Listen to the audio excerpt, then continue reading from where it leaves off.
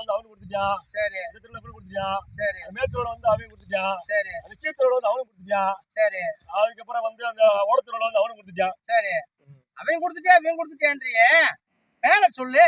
பேர் எவன் சொல்லுமா? கொடுத்தியா எவன் வச்சான்னு பேர் வரணும் இல்லையா? பேரு பேரு பேரு அந்த திருவிழா வந்து முருகன் கொடுத்துட்டான். சரி. இந்த திருவிழா அந்த முருகன் கொடுத்துட்டான். சரி. இந்த கணேசன் கொடுத்துட்டான். சரி. அங்கேயும் கணேசன் கொடுத்தான். சரியா. அது வந்து பரமசிவன் கொடுத்துட்டாப்ல. சரி. அங்க பார்வதியும் கொடுத்துச்சு. சரி. அது ஓடத்துல வந்து பரமசிவன் கொடுத்தாப்ல. சரி. மேற்குள்ள வந்து அந்த முருகன் சரி கொடுத்துச்சு. சரி. நிப்பாட்டுங்க உங்க பேச்சல என்ன கேட்டுட்டே இருந்தேன். சரி, என்ன உன் பஞ்சாயத்து? முதல்ல தேங்காய் வளம் கொடுக்கல வீட்டுக்கு. வீட்டுக்கு தேங்காய் வளம் கொடுக்கல. வரி கொடுத்தியா? வரி 10 வருஷமா கொடுத்தானே இருக்கேன். யார்கிட்ட கொடுத்த? யார்கிட்ட ஓரமா உங்க தான் கொடுத்துருக்கேன். எனக்கு என்னாச்சு பாருங்க. எனக்கு தம்பி வாப்பா எவ்வளவு பேரு தம்பி வர. என் பேர் வர உங்களுக்கு தெரியுமா? புதுசா சொல்லணுமாக்கே. பேரை பாருங்க. ஓரமா கணக்காப்பிள்ளைய வர இருக்கீங்க நீங்களா? பேரை பாரு. தலைவரே 10 வருஷம் வரைக்கும் தலைவரே. 10 வருஷம் வரி கொடுக்காம ஓன் பாட்டுல இருந்துக்கிட்டீங்கன்னாக்க 10 வருஷம் வர இருக்கீங்க. பட்டியல வரலையே. பட்டியல கொடுத்தானே இருக்கேன். கையா முன்ன 2 பிள்ளையாச்சு. பட்டியல் வரலையே. பட்டியல் வரல. கம்ப்யூட்டர்ல உன் பேர் வந்தாதே நாங்க பட்டியல ஏத்துவோம். கம்ப்யூட்டர்லயே வரல. பின்னாடி பேர் எழுதாம தான் வரியா வாங்கி தெரிஞ்சிருக்கீங்க. வரிய குடுக்கல. வரி கொடுத்தாதே நாங்க பட்டியல வந்துருமே. தலைவரே இவன் பேரே வரல. இவன் முன்னாடி வரல. கல்யாணம் முடிக்க தானே ரெண்டா. நான் என்ன செய்ய சொல்றேன்? என்ன செய்ய சொல்றேன்? வரலன்றீங்க. லிஸ்ட் வரல. அப்ப என்ன செய்ய? கல்யாணம் முடிக்கலப்பா. ஜோரப்பா கம்ப்யூட்டர் காட்டுறப்பா. கம்ப்யூட்டர் காட்டுதே. நீ கல்யாணம் முடிக்கலன்னு வந்துருச்சு லிஸ்ட்ல. நீ என்ன செய்யற? வருஷத்துக்கு 2 கோயில் 2 திருவிழா நடத்துறான்.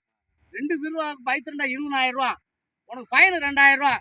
22,000 ரூபாய் கட்டினா நாங்க பட்டியல ஏத்துவோம். அப்படி இல்லனா கல்யாணம் முடிக்காத லிஸ்ட்ல வருவேன். இதுக்கு சம்மதமா? ஏதோ ஒரு தேங்காய் வளர்க்க நாங்க 22,000 ரூபாய் கட்டணுமாக்கே. ஆமா, கட்டினதே பட்டியல ஏறு. இல்ல தேங்காய் வளர்க்கறதுக்காக கட்டினாதே பட்டியல ஏறு. அப்படி இல்லனா சும்மா நீ கல்யாணம் முடிக்காத லிஸ்ட்ல வருவேன். கல்யாணம் முடிக்காத லிஸ்ட்ல வருவேன். நீங்க தான் கொஞ்சம் வசூல் பண்ணீங்க, காசு வாங்குனீங்க. நான் வாங்கல. பட்டியல வரலையே.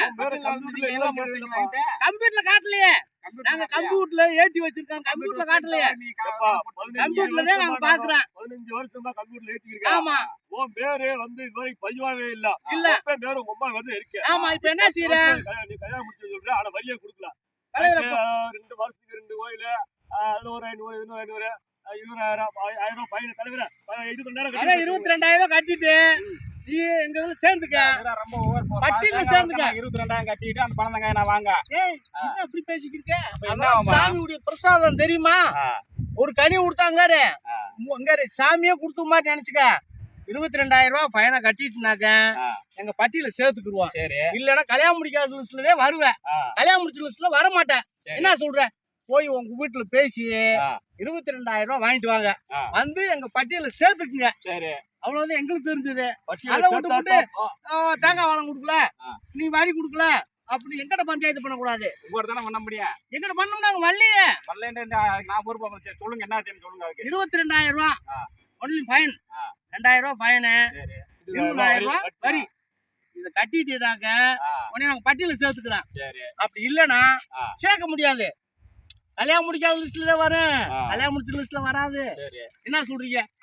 போய் என்னான்னு கேட்டு பேசி முடிச்சுட்டு 22,000 ரூபாய் வாங்கிட்டு வாங்க. உங்களை நாங்க கணக்குல சேர்த்துக்கிறோம். பிள்ளை கொடுத்துடுறோம். உனக்கு 22,000 ரூபாய்க்கு பிள்ளை வாங்கிக்க. இதுதான் இனிமேல் நீ வந்து கல்யாணம் முடிச்ச லிஸ்ட்ல வருவ. ஆமா வருவேன். இல்லனா முடிக்கல தலைவரே. ஊர் ஏமாத்தி அது கூட உங்களுக்கு தெரியலையா? எங்களுக்கு தெரியுது. நீ பிள்ளை தூக்கிட்டு வர்றது எங்களுக்கு தெரியுது. அங்க தெரியலையே. இங்க கணக்குல வந்தாச்சும் தெரியும். கணக்காப்புல சரியா கணக்கு எல்லாம் முடிப்பீங்க. ஒரு காலத்துல அப்படி எல்லாம் கிடையாது. இந்த பட்டியல கம்ப்யூட்டர்ல ஏத்தன இந்த கணக்காப்புல தெரியாது. ஆமா 15 வருஷமா கம்ப்யூட்டர்ல ஏத்தி வந்துருக்கோம்ப்பா. நீ இப்போ வந்துக்கிட்டு உன் பேர காரணம்லாம் நாங்க என்ன செய்யறது? நாங்க என்ன செய்யறது சொல்லு. நாங்க என்ன செய்யறது? உன் பேர வந்து கம்ப்யூட்டர்ல ஏறல. எங்களை குறை சொல்லக்கூடாது. எங்களை குறை சொல்றதுக்கு வாய்ப்பு இல்ல. ஆகையினால 10 வருஷம் ஊர் ஏமாத்திருக்கீங்க. 10 வருஷமா நீ இந்த ஊரை ஏமாத்தி பொழைச்சிருக்க. இது பயணம் போடணும். ஒரு 50,000 ரூபாய் பயணம் போடணும். நாங்க வேணாம்னு பொறுமையா இருக்கோம்.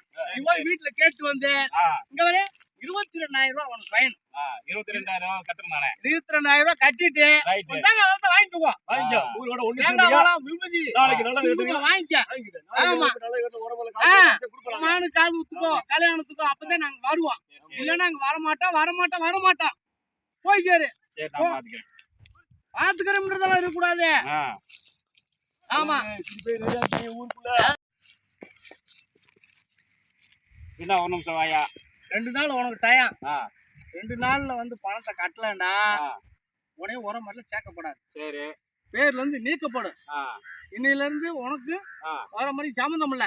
சரிங்க. போய் பணத்தை ரெடி பண்ணிக்க. ஆ.